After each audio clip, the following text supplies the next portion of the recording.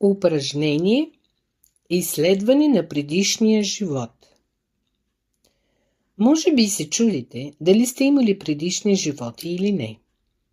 Може би си спомняте някои ситуации, които биха могли да ви подскажат. Ето няколко въпроса с цел да ви помогнат да се съсредоточите върху предишните си животи.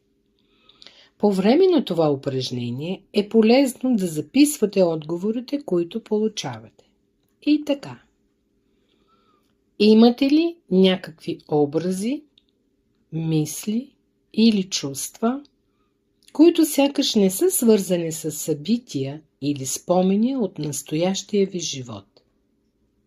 Завладяващи ли са? Привличат ли ви книги или филми за определено място или исторически период? Когато преживявате сцените, изпитвате ли ясно усещане, че сте на това място или в тази епоха? Идват ли ви други мисли или подробности за това време и място?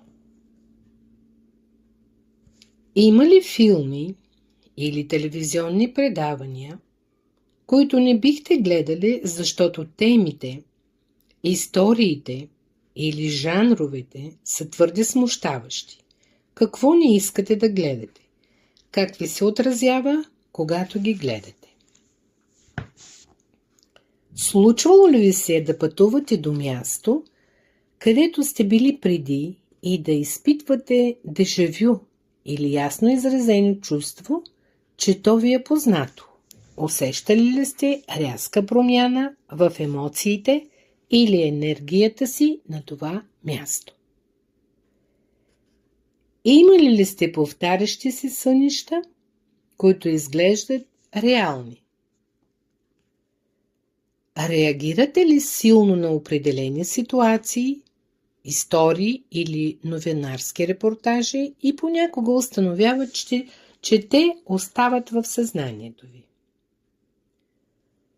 Имате ли някакви постоянни страхове или фобии, които не могат да бъдат обяснени с преживяване от сегашния ви живот?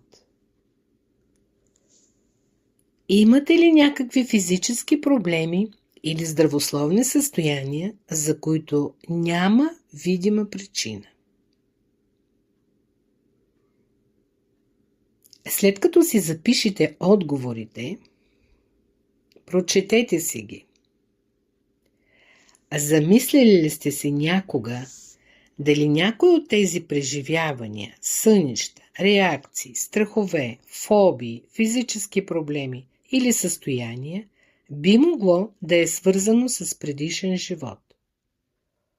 Отделете малко време, за да прегледате отговорите си и да си представите какви обстоятелства от предишни животи биха могли да съответстват на тези преживявания.